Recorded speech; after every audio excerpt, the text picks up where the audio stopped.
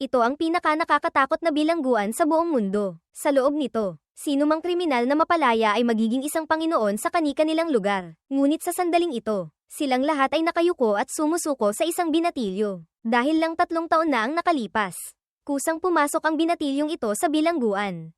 Ang napakabigat na electromagnetic na tarangkahan ay hindi lang niya sinipa at pinatalsik, kundi pati ang 4 na bilyong bilanggo sa loob ay binugbog niya buong gabi. Mula noon, siya na ang naging hari ng bilangguan. Sa sandaling ito, mabilis na tumakbo ang warden sa tabi niya at sinabing, Boss, may bumibisita sa inyo. Nang marinig ito, bigla siyang tumayo. Posible kayang bumalik na siya. Gayunpaman, pagdating niya sa silid bisita, natigilan siya. Ang dumating ay hindi ang taong hinihintay niya, kundi isang napakagandang babae na naka-business attire. Pinapahanap mo ako. Medyo nagulat siya. Tila hindi pa niya nakikilala ang babae. Pinagmasdan siya ng magandang babae mula ulo hanggang paa. Puno ng pagkasuklam ang mga mata nito. At sinabing, ako si Chi Chonjiao, ang iyong kasintahan. Pero dapat mong malaman, ang suot kong damit ay nagkakahalaga ng 160.000. Ang kwintas na ito ay 1.7 milyon. Ang villa na tinitirhan ko ay mahigit 30 milyon. Hindi mo maibibigay sa akin ang mga ito. Nang marinig ito, medyo natulala siya at sumagot. Masyado kang nag-iisip, wala akong balak ibigay yan sa'yo. Nagdilim ang mukha ni Chi Chonjiao at nagtanong. Ang ibig mong sabihin, paglabas mo ng kulungan, aasa ka na lang sa iba. Hindi na kailangan. Pagkasabi nito, tinawag niya ang warden para magdala ng isang kahon. Sa loob nito, hindi inaasahang may 9 na kasulatan ng kasal. Nang makita ito, agad na natigilan si Chi Chonjiao. Bukod dito, malabo niyang nakita sa isang kasulatan ng kasal. Ang pangalan ng babae ay Ouyang Chen. Anak ng pinakamayamang tao sa Tianjin City na si Ouyang Chen. Ito ang sa iyo, sabi niya sabay hagis ng isang kasulatan ng kasal. Pinilit ni Chi Chonjiao na pigilan ang pagkagulat sa kanyang puso. Tinanggap ang kasulatan ng kasal. At hindi napigil ang magtanong, nakulong ka ba dahil sa panloloko?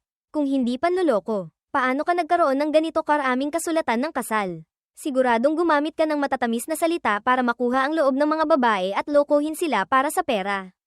Hindi siya pinansin. Diretsong tumayo at umalis. Pagbalik sa selda, napailing siya habang tinitingnan ang tumpok ng mga kasulatan ng kasal. 9 na kasunduan sa kasal. Kung may darating na naman para humingi ng kanselasyon. Sobrang abala. Mas mabuti pang ako na ang kusang kumensela sa lahat ng kasunduan bago bumalik. Sa pag-iisip nito, kinuha niya ang kahon ng mga kasulatan ng kasal at mabilis na umalis sa selda. Blag, ang electromagnetic na tarangkahan na may taas na 8 metro, haba na 20 metro, at napakabigat, ay muli niyang sinipa at pinatalsik. Ang mga gwardya sa mga tore sa paligid ay napayuko nang makita ito. Naaalala pa nila, 3 taon na ang nakalipas. Ganito rin ang paraan ng taong ito sa pagsipa ng tarangkahan para makapasok. Makalipas ang ilang oras, sumakay siya ng eroplano papuntang Tianjin City. Ngunit, sadyang ang makitid ang mundo. Pagpasok pa lang niya sa cabin ng eroplano, agad niyang nakita si Chi Chonjiao. Napansin din siya nito, natigilan at nagtanong, tapos na ba ang sentensya mo? Hindi ba't malinaw na ang sinabi ko? Magkaiba ang ating antas sa buhay. Langit at lupa ang pagitan. Huwag mo na akong sundan. Bumaba ka na agad ng eroplano. Naisip ni Chi Chonjiao, kalalabas lang ng kulungan ay kasabay na agad sa eroplano. Kung hindi ito sinadya, ano pa? Kumaibat ang gilid ng kanyang labi at sinabing, may problema yata ang utak mo. Kailangan mong ipagamot. Nagngalit sa galit si Chi Chonjiao. Noong una, buong tapang niyang ibinigay ang kasulatan ng kasal. Medyo humanga pa siya rito. Hindi niya inaasahang isa pala itong walang hiya. Mabilis na lumapag ang eroplano. Naunang tumayo si Chi Chonjiao at lumapit sa kanya. Pabulong na nagbabala, ang taong marangal ay marunong lumugar. Huwag mo na akong sundan. Kung hindi, huwag mo akong sisihin kung ipapakita ko sa iyo ang kakayahan ko sa Tianjin City. Pagkasabi nito, hindi na niya hinintay ang sagot nito. Tumalikod na siya para bumaba ng eroplano. Ngunit pagdating niya sa pinto, hinarang siya ng flight attendant.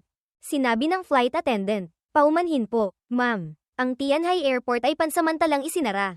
May hinihintay pong importanteng bisita na bababa ng eroplano. Kaya hindi pa po kayo maaaring bumaba. Kumislap ang pagkagulat sa mga mata ni Chi Chonjiao. Dahil lang sa paghihintay sa isang importanteng tao ay isasara ang buong airport. Wala pang ganitong nangyari sa Tianjin. Sino kayang napaka-importanteng tao ito? Sa sandaling iyon, hinanap ng flight attendant ang numero ng upuan at lumapit sa kanya. Buong galang na sinabi, kagalang-galang na Ginoong Chen. Maaari na po kayong bumaba ng eroplano. Agad na nagkagulo ang first class. Lahat ng tao ay sabay-sabay na napatingin sa kanya. Nanlaki ang mga mata ni Chi Chonjiao. Para siyang nakakita ng multo. Kakalabas lang ng kulungang ito. Paano siya naging importanteng tao? Pati si Chen ay natigilan. Sa pagkakaalala niya, wala siyang kaibigan sa Tianhai. Opo, kayo nga po. Saglit siyang nag-isip at tumayo. Sa gitna ng mga titig na puno ng pagkamangha. Bumaba siya ng eroplano. Pagpasok pa lang sa airport, nakita niya ang isang matipunong lalaki na nasa katanghaliang gulang na mabilis na sumalubong. Magalang na sinabi, "Ako po si Zhang Kangding, ang ika-13 Hallmaster ng Dragon God Hall. Maligayang pagdating Ginoong Chen sa Tianhai. Kung makikita ito ng mga taga Tianhai, siguradong malalaglag ang kanilang panga." Ang Zhang Kangding na ito ay ang kinikilalang hari ng underworld na tinatawag na Zhang Longwang. At siya pa ang ika-13 Hallmaster ng Dragon God Hall. Doon lang niya naalala ang isang hamak na bilanggo na araw-araw naglilinis ng kabeta para sa kanya sa kulungan. Na minsay nagyabang na siya ang nagtatag ng Dragon God Hall. Na may napakalakas na impluensya. Napangiti na lang siya ng mapakla. Ang mga to, kung ano-anong gimmick ang ginagawa para manuyo. Saka sinabi, "Paalisin mo na sila lahat. Dalhin mo ako kay Uyang Chen." Pagkaalis niya, si Chi Chonjiao ang huling bumaba. Hindi mapakali. Paulit-ulit na naglalaro sa isip niya ang eksenang nakita kanina. Hinailan niya ang flight attendant. Naglagay ng isang kahon ng regalo sa kamay nito. At pabulong na nagtanong, "Maaari mo bang ibunyag ng kaunti ang pagkatao ni Ginoong Chen?" Sino ang nagpasara ng airport? Sinulyapan ng flight attendant ang kahon ng regalo. Napailing na lang. "Hindi ko po alam ang pagkatao ni Ginoong Chen. Pero ang narinig ko, ang nagpasara ng airport ay tila nakasuot ng unipormeng istilong Zhongshan." Nang marinig ito ni Chi Chonjiao, agad na nagliwanag ang kanyang mga mata. Damit na istilong Zhongshan. Walang departamentong gumagamit ng ganyang uniforme. Hindi kaya tumakas sa kulungan ang taong yun. Ang pagsusuot ng damit na istilong Zhongshan ay para itago ang kanyang pagkatao habang hinuhuli siya. Oo, siguradong ganoon nga. Sa wakas, hindi ko na kailangang mag-alala na hahanapin niya ako. Zijiao Manor. Ito ang tahanan ni Uyang Hai. Ang pinakamayamang tao sa Tianhai. Bakit ang daming tao sa labas ng tarangkahan? Nakaupo siya sa kotse. Tinitingnan ng ilang dosenang tao na nagkukumpulan sa labas ng malaking tarangkahan. Puno ng pagtataka ang mukha. Agad na nagpaliwanag si Zhang Kangding. Si Uyang Chen, anak ni Uyang Hai. 1 taon na ang nakalipas ay nagkaroon ng kakaibang sakit. Araw-araw siyang tulog ng tulog. Kamakailan, nakaimbita siya ng isang pantas na nagsabing iyon daw ay sakit sa pag-ibig. Kailangang hintayin ang taong itinakda para gisingin siya. Kaya lahat ng binata sa lungsod ay nagsidatingan. Napaikot ang mga mata niya nang marinig ito. Anong klaseng mga kasunduan sa kasal ang ibinigay sa kanya ng matandang yun? Si Chi Chonjiao ay kusang humihingi ng kanselasyon. Si Uyang Chen naman ay naghihintay sa kanya hanggang sa magkasakit sa pag-ibig. Pagbalik niya, kailangan niya talagang maningil. Dumating ang takdang oras. Bumukas ang tarangkahan. Habang dahan-daang bumubukas ito, ilang dosenang tao ang nag-uunahang pumasok. "Umuwi ka na. Papasok ako para tingnan." Tinulak niya ang pinto ng kotse. Lumakad patawid sa manor patungo sa sala ng villa. Sa gitna ng sala, sa sofa, nakaupo si Uyang Hai na may pagod na ekspresyon. Sa kaliwa niya ay isang matandang lalaki na mukhang ermitanyo. "Mga Ginoo, simulan na ang paghahanap sa taong itinakda," mahinang sabi ni Uyang Hai. Tumango ang matandang lalaki, bamulong ng ilang hindi maintindihang orasayon.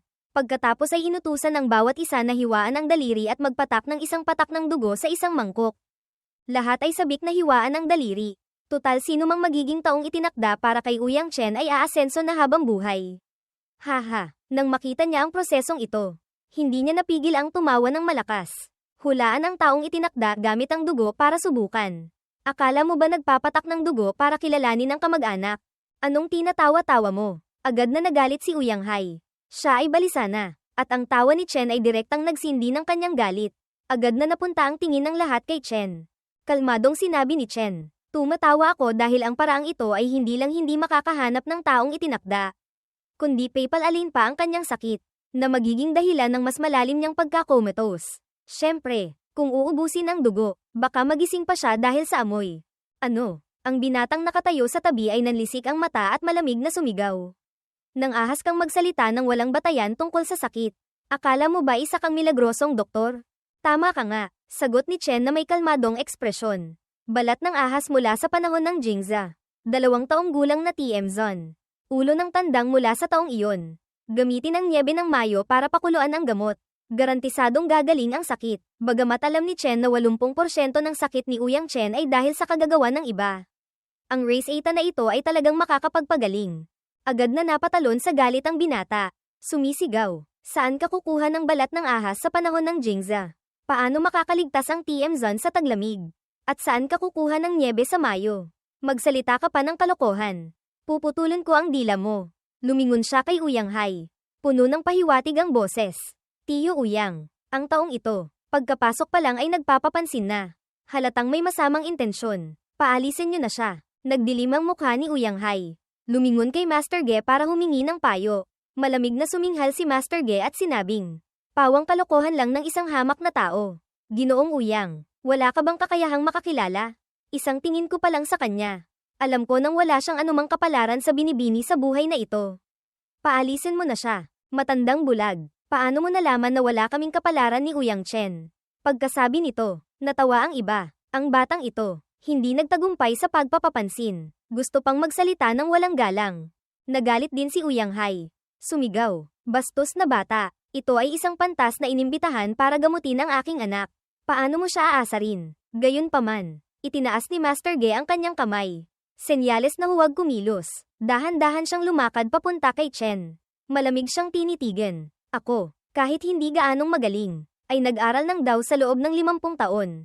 Sa edad na 3, namulat ako. Sa edad na 8, nagkaroon ako ng guro. Sa edad na 16, nakikita ko na ang kapalaran. Ang yin at yang, feng shui, ang mga auspicious at inauspicious na bagay ng Chimen. Lahat ay makikita ko sa isang tingin. Tiningnan ko ang iyong hitsura at alam kong wala kang kapalaran sa binibini. Nang ahas kang tawagin akong bulag. Sa sandaling iyon, casual na kinuha ni Chen ang isang kasulatan ng kasal at iniabot ito sa harap ng matanda. Sinasabing, kung hindi ka bulag, buksan mo ang iyong mga mata at tingnan. Ito ba ang tinatawag mong walang kapalaran? Kasulatan ng kasal, nanlaki ang mga mata ng mga master. Agad na natigilan. Sa panig ng lalaki, Zhao Ping'en. Sa panig ng babae, Uyang Chen. Lumapit din si Uyang Hai. Nang makita ang kasulatan ng kasal, napasigaw siya sa gulat. Totoo ba ang sinabi ng matandang Ginoo? Naalala niya na bago pumanaw ang kanyang ama, sinabi nito na may inayos na itong kasal para sa kanyang anak na babae mula pagkabata. Naalala niya ito ngunit hindi pinansin. Kinuha pabalik ni Chen ang kasulatan ng kasal. Kalmado ang mukha na nagtanong. Matandang bulag, ipagpatuloy mo ang pagyayabang. Saan na nga ba tayo napunta kanina? Namula ang mukha ni Master Ge. Nagngangalit ang kanyang mga ngipin. Peke, siguradong peke ang kasulatang ito. Tinitigan ng binata si Chen. Nag-aapoy sa galit, isa siyang manloloko. Paalisin niyo na siya. May komplikadong ekspresyon si Uyang Hai na nagsabi. Totoo ang kasulatan ng kasal. Pagkatapos ay dahan-dahan siyang nagsalita. Kung mayroon nito, tatanggapin ito ng pamilyang Uyang. Ngunit iba na ang panahon ngayon. Ang kasal ay dapat pa ring depende sa kagustuhan ni Chen Chen. Magpatak ka ng dugo, hintayin nating magising si Chen Chen bago natin pag-usapan. Hindi na kailangang subukan. Naparito ako para kanselahin ang kasal.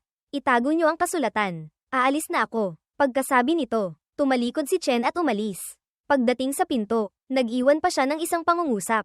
Ang race 8 na iyon ay ituring ninyong kabayaran sa pagkansela ng kasal. Tandaan ninyong gamitin. Agad na nagkagulo ang buong bulwagan. Ang manugang ng pinakamayamang tao sa Tianhai ay ayaw niyang maging.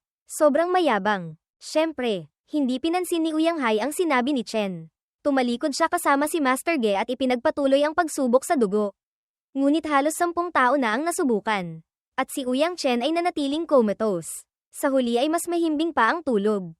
Nang makita ang kanyang anak na ganito, si Liu Yemei ay nataranta na rin. Biglang naalala ni Uyang Hai ang sinabi ni Chen. Agad siyang nagutos. Magmadali, magpadala ng tao para hanapin ang balat ng ahas pagkatapos ng Jingza. Mabilis na dinala ang gamot. Personal na ipinainom ni Uyang Hai kay Uyang Chen. 2 lagok lang. Dahan-daang iminulat ni Uyang Chen ang kanyang mga mata. Agad na natigilan ng lahat. Si Uyang Hai ay sobrang nasabik na halos mapatalon. Nagmamadaling sinabi, bilisan nyo, imbitahin nyo pabalik si Chen Ping'en. Samantala, pagkalabas pa lang ni Chen sa Zizhou Manor, natukoy na niya ang susunod na target para sa pagkansela ng kasal. Si Ye Yaoqing mula sa Imperial Capital. Ngunit nagpa siya muna siyang maghanap ng kainan para punuin ang kanyang tiyan. Gayunpaman, nang madaanan niya ang isang pribadong silid na bahagyang nakaawang ang pinto. Napansin ng kanyang mga mata na isa sa mga nandoon ay si Chi Chonjiao. Bakit ba kung saan-saan ko siya nakikita? Ngunit hindi niya ito pinansin. Diretsyong umupo sa isang mesa sa malaking bulwagan. Sa loob ng pribadong silid, itinaas ni Chi Chonjiao ang kanyang baso ng alak at sinabing, Boss Wang, ang basong ito ay para sa inyo.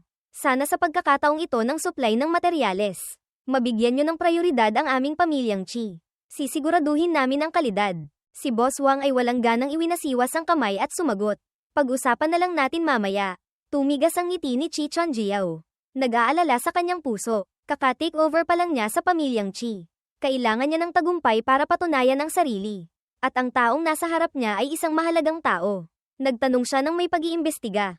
Boss Wang, may bumabagabag ba sa inyo? Kung may maitutulong ako, hinding-hindi ako tatanggi. Sinulyapan siya ni Boss Wang at sinabing, sige, ngayong hapon, darating sa Tianhai ang binibini ng pamilyang Ye mula sa Imperial Capital. Kung matutulungan mo akong makipagkita sa kanya kahit isang beses lang, hindi lang ang mga materyales na ito, pati ang mga susunod pa ay ibibigay ko lahat sa pamilyang Chi. Natigilan si Chi Chonjiao. Pamilyang Ye, iyon ay isang makapangyarihang pamilya na hindi kayang abutin. Saan siya kukuha ng ganoong koneksyon? Nagsimulang magbulungan ang mga tao sa paligid. Ang binibini ng pamilyang Ye. Pagbaba pa lang ng eroplano, isinara na ang buong airport. Ang ganoong antas, huwag na nating pangarapin sa buhay na ito. Tama, ang ganoong level ay talagang hindi maabot. Narinig ko na ang binibini ng pamilyang Ye ay kasing ganda ng diwata. Nakakabighani, narinig ni Chi Chonjiao ang kanilang usapan. Pinag-isipang mabuti, at sinabing, Boss Wang, nagkakamali kayo. Ang pagsasara ng airport kaninang hapon ay hindi dahil sa pagdating ng binibini ng pamilyang Ye, kundi para hulihin ang isang takas na bilanggo. Hulihin ang takas na bilanggo. Nagulat ang lahat. Tumango si Chi Chonjiao at ikinwento ang buong nangyari sa airport. Ganun pala, isa lang palang hamak na tao. Akala ko pa naman dumating si binibining Ye. Nalungkot ako buong hapon. Nakahinga ng maluwag si Boss Wang. Agad na sumang-ayon ng iba. Ang ganyang klaseng extra, dapat pa bang pag-aksayahan ng pansin ni Boss Wang? Hayaan niyo akong magtanong kung saan siya nakakulong. Hahanap ako ng taong aasikaso sa kanya. May kakilala rin ako sa kulungan. Nang marinig ito ni Chi Chonjiao, kumirat ang kanyang puso. Naiisip niya ang kalagayan ni Chen doon. Siguradong hindi komportable, ngunit naisip niya rin, hindi ba't siya rin naman ang may gawa nito sa sarili niya? Sa sandaling iyon, tumunog ang kanyang telepono. Tumayo si Chi Chonjiao para lumabas at sagutin ito.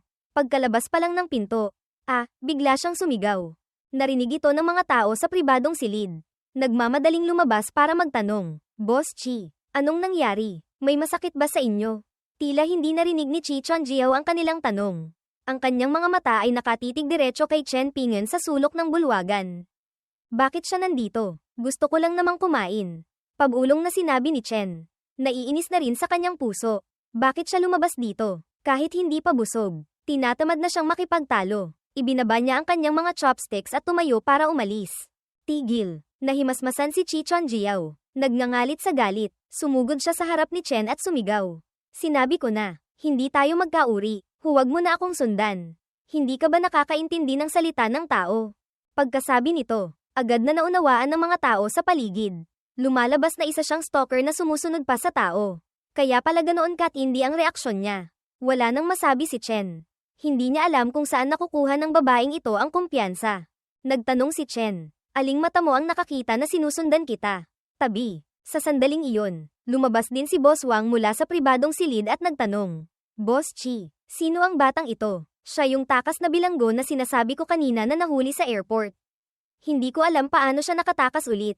Pagkasabi nito, agad na tumahimik ang buong restaurant. Takas na bilanggo. Ang taong ito ay takas na bilanggo. Ang mga taong kanina pa gustong bugbugin si Chen ay nagsiurungan lahat. Lalong nanigas si Boss Wang. Makipag-away sa isang takas na bilanggo. Hindi ba't paghahanap iyon ng kamatayan? Bakit hindi niya sinabi agad? Lahat ay nagsisisi. Takot na mapansin sila ni Chen.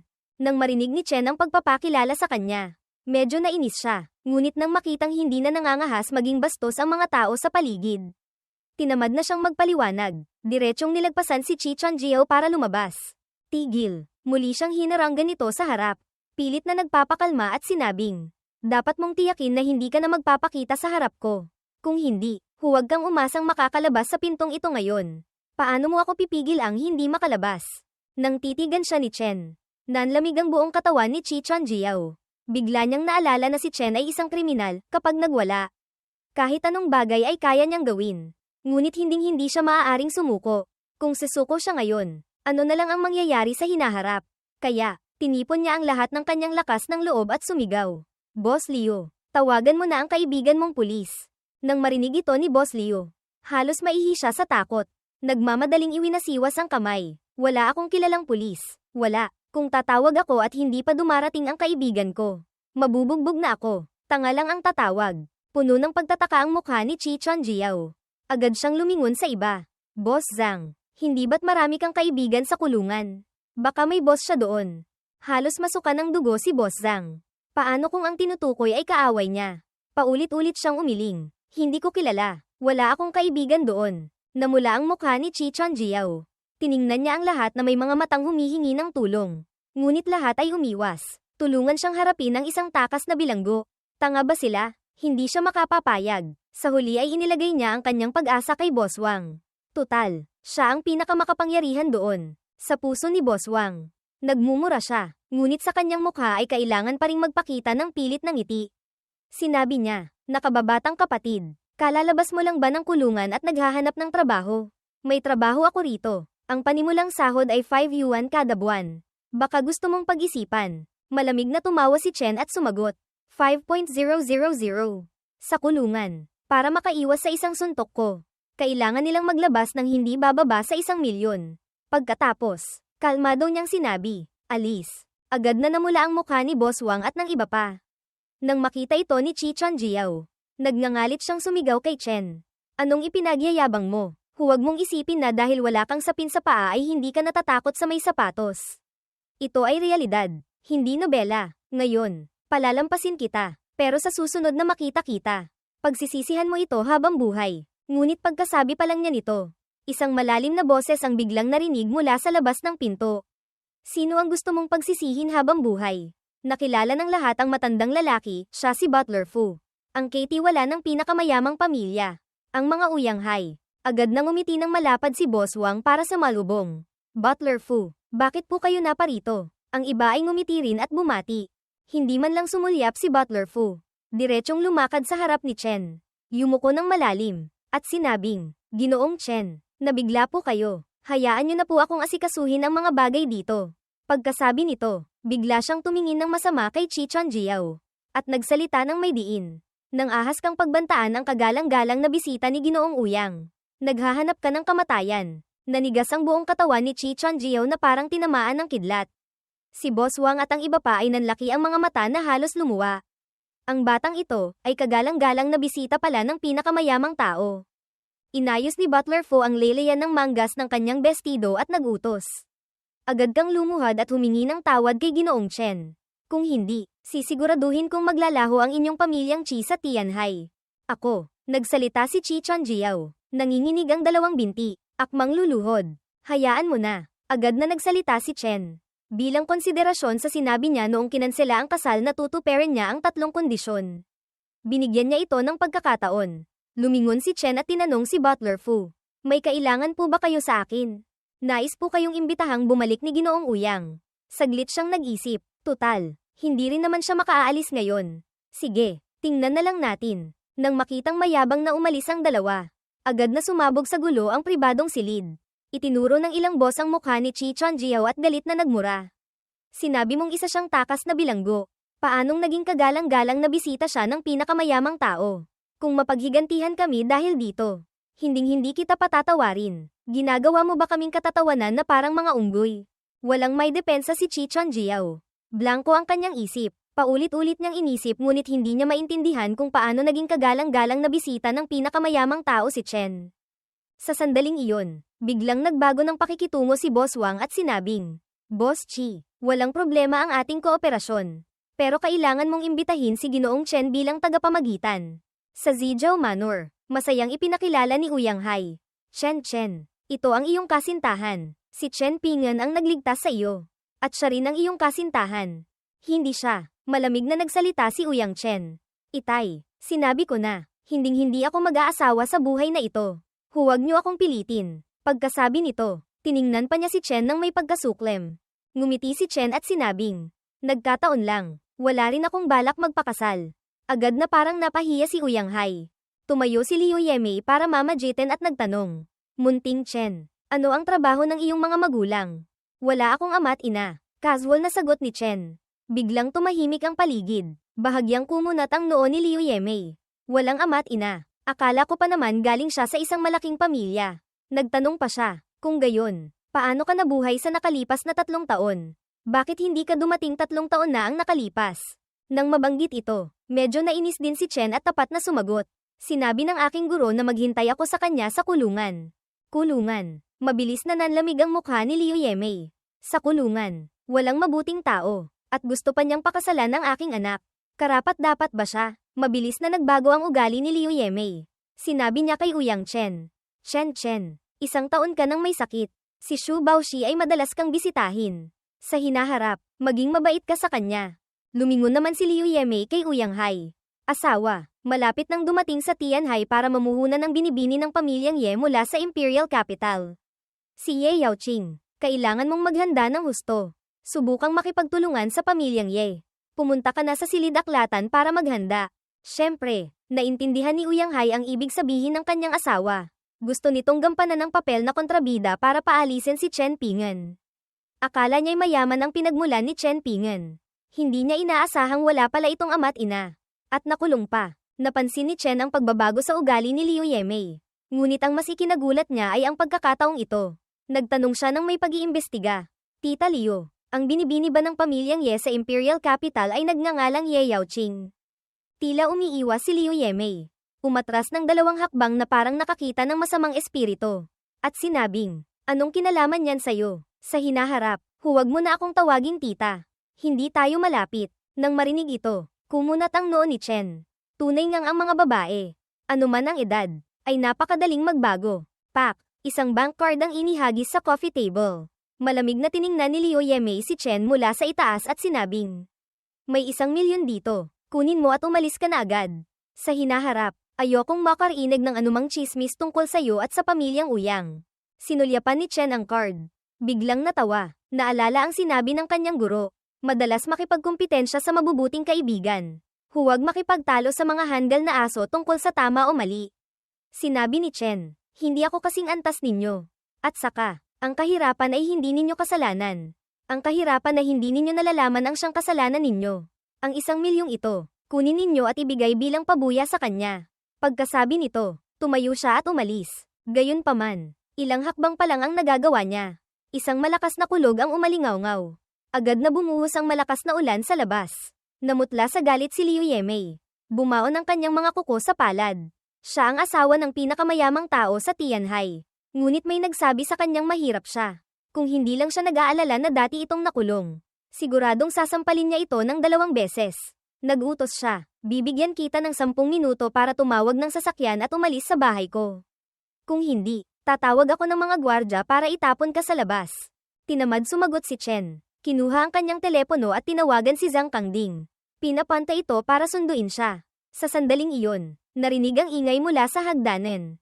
Puno ng pagkahiya si Uyang Hai habang bumababa. Nag-aalala siyang magagalit ang kanyang asawa sa tao. Bilang pinakamayamang tao, hindi kailangang makipagmatigasan sa ganitong klaseng hamak na tao, madudumihan lang siya. Kaya dahan-dahan siyang nagsalita. Munting Chen, aalis ka na ba? Ang lakas ng ulan sa labas. Baka gusto mong ipaayos ko kay Butler Fu ang sasakyan para ihatid ka. Hindi maaari. Agad na tumutol si Liu Yemei. Ang ganitong klaseng tulisan na nakulong na. Anong klaseng disenteng kaibigan ang makikilala niyan? Huwag mong dudumihan ang sasakyan natin. Gayunpaman, hindi pa natatapos ang kanyang salita. Pumasok si Butler Fu at sinabing, Ginoo, si Zhang Longwang po ay nasa tarangkahan na. Zhang Longwang. Natigilan sina Uyang Hai at Liu Yemei nang marinig ang pangalang ito. Sino sa Tianhai ang hindi nakakakilala sa emperador na ito ng underworld? Biglang napangisi si Liu Yemei habang tinitingnan si Chen. Tamang-tama ang dating niya. Baka kilala siya ng kaibigan mo. Isang mapanuyang ngiti ang sumilay sa gilid ng labi ni Liu Yemei. Si Chen Pingen. Ang hamak na taong ito nakalalabas lang ng kulungan. Kailangan pa niyang tumawag ng kapwa bilanggo para sunduin siya sa buong Tianhai City. Sa mga nakulong na, ilan ba ang hindi tauhan ni Zhang Longwang? Kapag dumating ang kaibigan niya at makita si Zhang Longwang, Siguradong mamamatay sa takot. Haha, malamig na tumawa si Chen. Nang marinig ang tawa, nagngangalit sa galit si Liu Yemei. Naiinis din si Uyang Hai. Masyadong mayabang ang taong ito. Mamaya, hahayaan niyang turuan siya ni Zhang Longwang. Habang iniisip ito, inimbitahan na ni Butler Fu si Zhang Kangding na pumasok. Agad na ngumiti ng mapanuyo si Uyang Hai para sa malubong. Nagmamadali ring ngumiti si Liu Yemei. Maligayang pagdating, Zhang Longwang. Ngumiti rin si Zhang Kangding. Itinaas ang dalawang kamay na akmang yuyuko bilang tugon. Huwag mo silang pansinin. Nandidiri ako. Biglang nagsalita si Chen at pagkatapos ay minadali ito. Bilisan mo nang magmaneho. Ayoko nang manatili rito kahit isang sandali pa. Pagkasabi nito, natigilan sina Uyang Hai at Liu Yemei. Sa ganitong sitwasyon, siya ba ang dapat magsalita? At saka, ano ba ang pinagsasabi niya? Akmang magagalit na sana sila. Nang biglang nanginig sa takot si Zhang Kangding. Nanlambot ang kanyang mga tuhod. Agad na binuksan ang payong at pinangunahan ang daan. Sinasabing, opo, kasalanan po ng hamak na lingkod. Ginoong Chen, dito po ang daan. Agad na natulala sina Uyang Hai at Liu Yemei. Para bang may kulog na umalingaw-ngaw sa kanilang mga isip.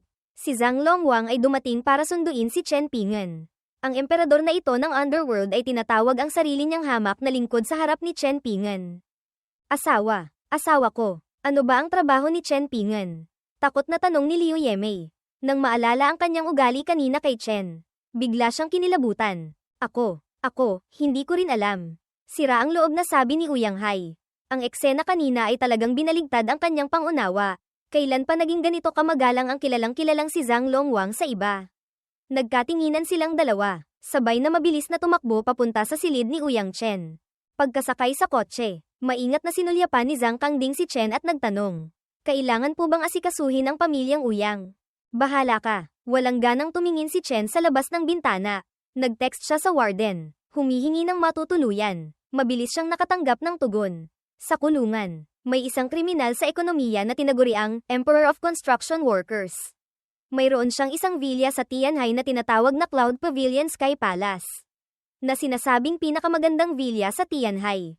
Kriminal sa ekonomiya. Doon lang niya naalala na sa Mingdo Prison. Minsan siyang casual na nagsabi na pakakainin niya ito ng busog sa loob ng isang buwan. Hindi niya inaasahang naaalala pa pala nito. Nang itulak niya ang pinto ng villa, matalas niyang naramdaman ang tunog ng agos ng tubig sa itaas at ang mahinang halimuyak. Kung hindi siya nagkakamali, malamang na inayos ito ng Emperor of Construction Workers na iyon. Ngunit ilang araw lang siyang makikitira rito. Marunong talaga itong manuyo. Umupo siya sa sofa. Balak niyang hintayang matapos maligo ang babae bago niya ito paalisin. Bagamat may natural na bango ang katawan nito na nagpapatunay na birhen pa siya. Sinabi ng kanyang guro na hindi siya maaaring basta-basta mawalan ng kanyang orihinal na young essence nang walang pahintulot nito. Sa sandaling iyon, biglang may narinig siyang mga yabag. Agad siyang tumingin, at nang makita niya ang eksena sa hagdanan, para siyang pinukpok ng martilyo sa ulo. Sa hagdanan ay isang babae. Maputi ang balat, matatalas ang mga tampok ng mukha, basang-basa ang buhok, at may bahid pa ng pamumula sa mukha na parang kagagaling lang maligo. Nagkatinginan silang dalawa. Agad na umiwas ng tingin si Chen. Iniisip sa sarili na sobra na ang panunuyo ng kriminal sa ekonomiya na ito. Isang tunog ng paglunok ang malinaw na narinig sa tahimik na sala. Pilit na ibinaling ni Chen ang kanyang ulo. Gumalaw ang kanyang lalamunan, at sinabing, magbihis ka ng maayos at umalis ka na. Namula ang mukha ng babae. Tiningnan siya, at kumislap ang sunod-sunod na matatalim na tingin sa kanyang mga mata. Makalipas ang ilang segundo, ang tunog ng sinturon ng bathrobe na kumakaskas sa rehas ng hagdanan ay dahan-daang lumayo. Doon lang nakahinga ng maluwag si Chen. Makalipas ang ilang sandali, muling narinig ang mga yabag sa hagdanan. Tumingala si Chen at nakitang nakasuot na ito ng isang napakaakit na pulang alak na nightgown. Bakit ka nakasuot ng pantulog? Hindi ko kailangan ng serbisyo. Umalis ka na agad. Muling kumislap ang matalim na tingin sa mga mata ng babae. Ngunit mabilis itong nawala, napalitan ng isang mukhang puno ng pang-aakit. Habang bumababa ng hagdan, nakangiti siyang sinabi, sabi ng bibig mo hindi mo kailangan. Pero ang katawan mo ay napakatapat naman. Kapatid, nahuli kitang nahihiya. Agad na yumuko si Chen. Pagkatapos ay gusto na lang niyang maghanap ng butas para pagtaguan. Gaano man kitigas ang kanyang dila, sa huli ay wala pa siyang karanasan. At ito ang unang pagkakataon niyang makakita ng babae kaya hindi niya makontrol ang sarili. Hirap siyang nagsalita, huwag ka nang magsalita ng kalokohan. Umalis ka na, pero ito ang bahay ko. Lumapit ang babae sa tabi niya. Kumikislap na parang seda ang kanyang mga mata. Hindi ko kailangan ng serbisyo. Pero ako, kailangan ko, kapatid. Sa tingin ko, hindi ka pa nakakahawak ng babae. Di ba? Ganito na lang. Pagsilbihan mo akong mabuti ngayong gabi. Gagawin kitang lalaking may-ari ng Cloud Pavilion Sky Palace. Ano sa tingin mo? Agad na nalito si Chen. Bahay niya ito. Hindi ba't bahay ito ng Emperor of Construction Workers na iyon? Paano ito naging bahay niya? Posible kayang siya ang alagang ibon na lihim na inaalagaan ng Emperor of Construction Workers na iyon? Posible, sa tingin ng kanyang kalungkutan. Para siyang mga napabayaang asawa ng emperador. Posible rin namang bahay natin ito. Mahina ang boses ng babae na parang bulaklak ng orchid. Ipinatong ang kamay sa balikat ni Chen. At nangaakit na sinabi, kapatid, umakyat ka muna at maligo. Susunod agad ako. Magsaya tayo. Sa pagdampi ng babae, bumilis ang tibok ng puso ni Chen. Nang marinig pa niya ang halik nito sa hangin. Pakiramdam niya ay sisibog na ang kanyang katawan. Sa kanyang puso, galit na galit niyang minumura ang Emperor of Construction Workers na hindi tao. Na tinuruan itong maging ganito. Mabilis siyang tumakbo paakyat na parang baliw. Hindi dahil nahulog ang loob niya, kundi para gumamit ng malamig na tubig para pakalmayan ang sarili. Ngumiti ang babae na parang bulaklak at sinabing, tandaan mong maligo ng mabuti at hintayin ako sa kama. Pagkasabi nito, tumalikod siya. Nagbago ang kanyang ekspresyon. Kinuha ang telepono at tinawagan ang mga gwardya. 4 na gwardya ang mabilis na dumating. 5 minuto na ang nakalipas. May isang lalaking pumasok sa villa. Nasa itaas siya. Nang marinig ito, nagulat ang mga gwardya.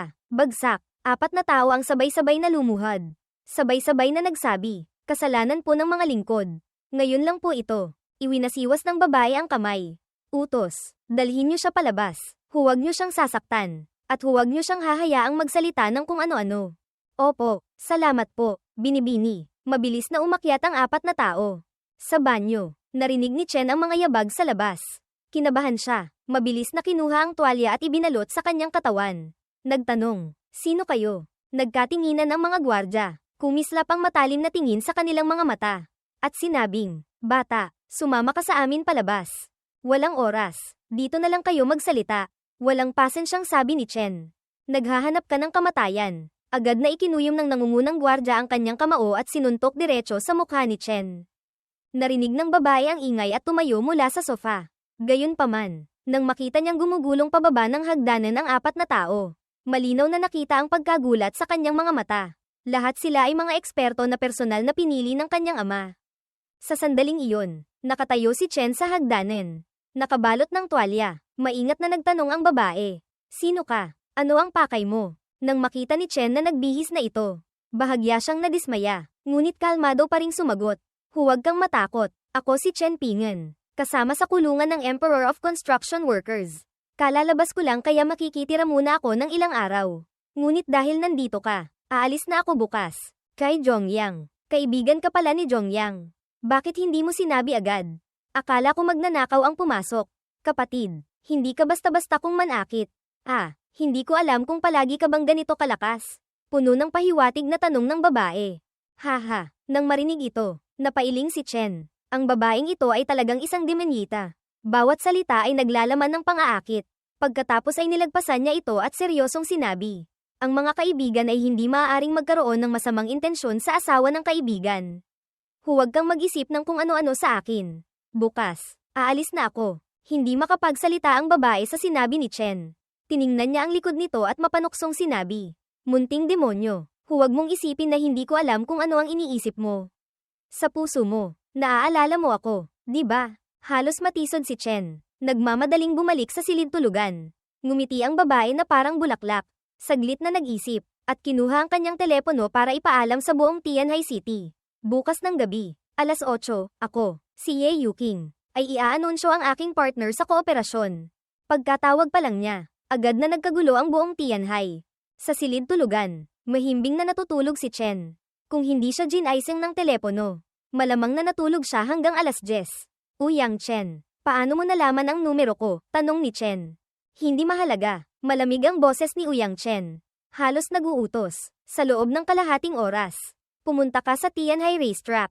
Hindi ako pupunta. Walang pag-aalinlangan siyang tumanggi. Una, hindi niya gusto ang utos na tono nito. Pangalawa, Pakiramdam niya ay walang kabuluhan ito.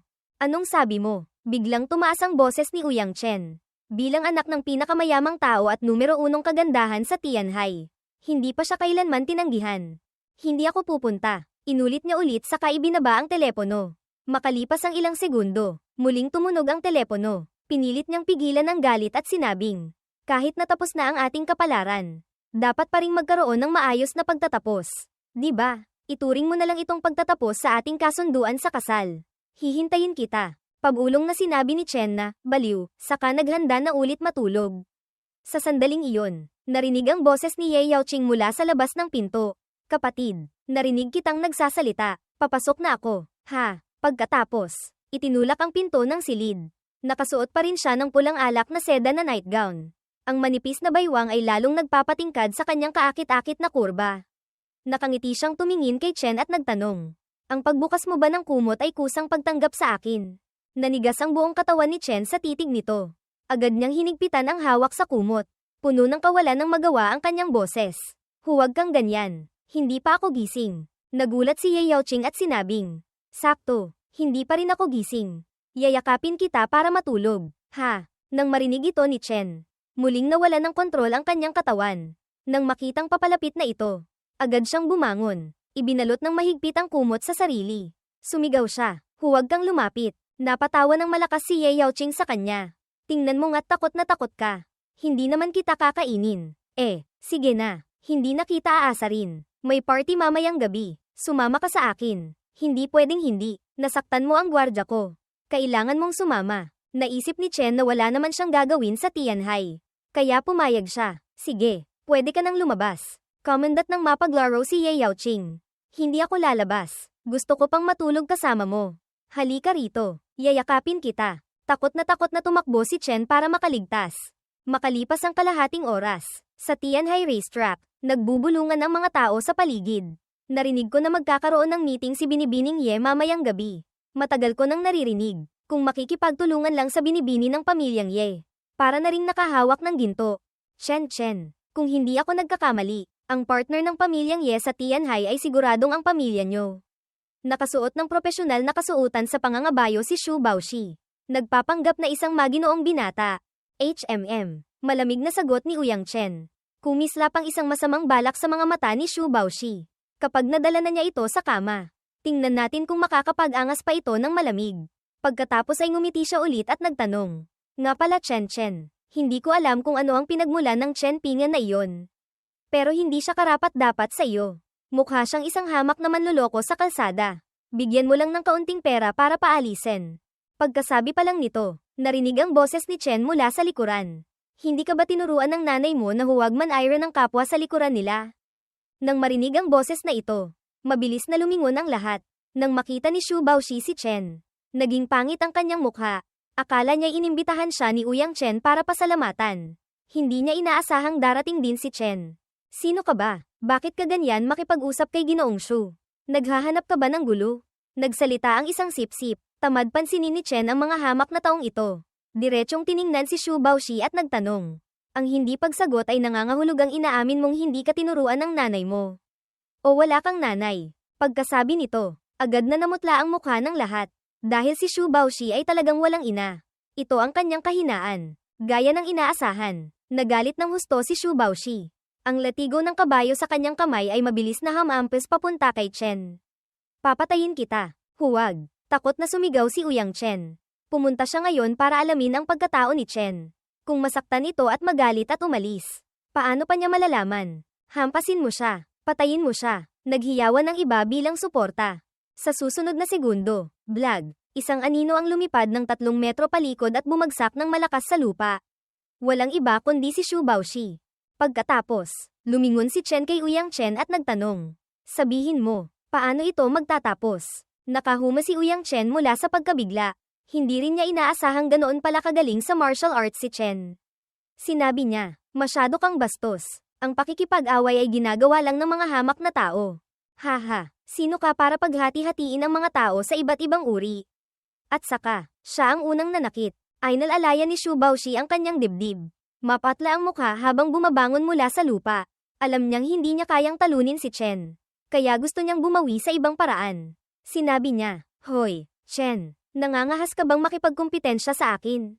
Ito ay isang racetrack, karera tayo ng kabayo. Kung manalo ako, kailangan mong gumapang sa lupa para sakyan kita na parang kabayo sa loob ng 10 minuto.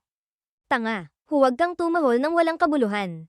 Kapag nagalit ako, sisipain ulit kita," sagot ni Chen. Halos masuka ng dugo sa galit si Shu Baoshi.